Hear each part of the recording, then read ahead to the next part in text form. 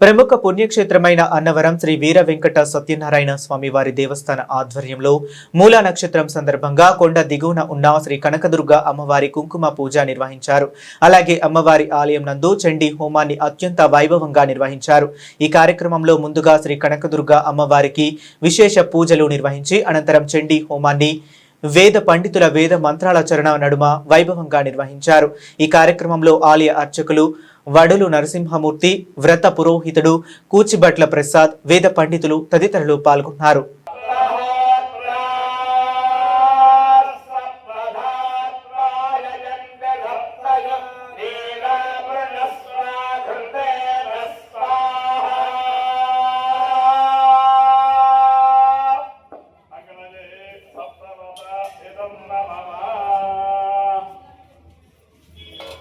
సాఫర్ గారు రావాలి.